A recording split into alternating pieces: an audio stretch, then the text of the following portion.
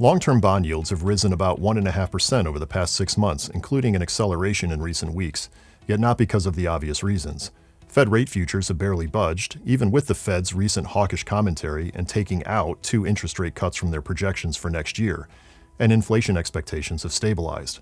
Without those common explanations for the movement in yields, we're left with 2 somewhat less satisfying and more complicated explanations: the term premium and market technicals. Let's take a closer look.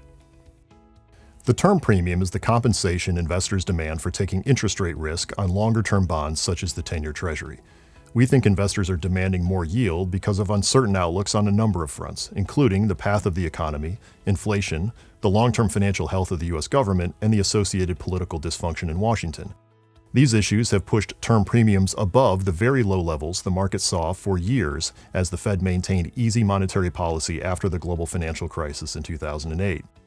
Further lifting yields are market technicals, as supply outstrips demand. The U.S. government is issuing an elevated supply of treasuries, but the Fed and some buyers outside the U.S. have pulled back on their purchases. When long-term yields initially began their ascent, equities still rose as we believe investors stayed confident that slowing economic growth would taper into a soft landing. But as yields have continued upward, investors have become increasingly worried that higher interest rates may cause the economy to stumble. As a result, equities have fallen and the bond market has faltered with higher credit spreads. Our view has been that economic growth will disappoint because consumers are spending down their savings, and the consequences of the Fed's rate hike campaign on the economy has yet to be fully felt.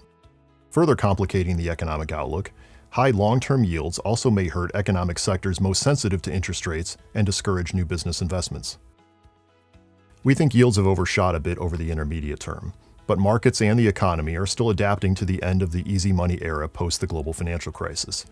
If higher rates feed fears of recession, we could see an arrest of the upward climb in long-term yields. In the event of a broadening of the conflict in the Middle East following the human tragedy that unfolded over the weekend in Israel, investors could also push yields lower as they seek safety in treasuries. Even if yields do fall, we believe risks to global growth remain, limiting the upside to stocks.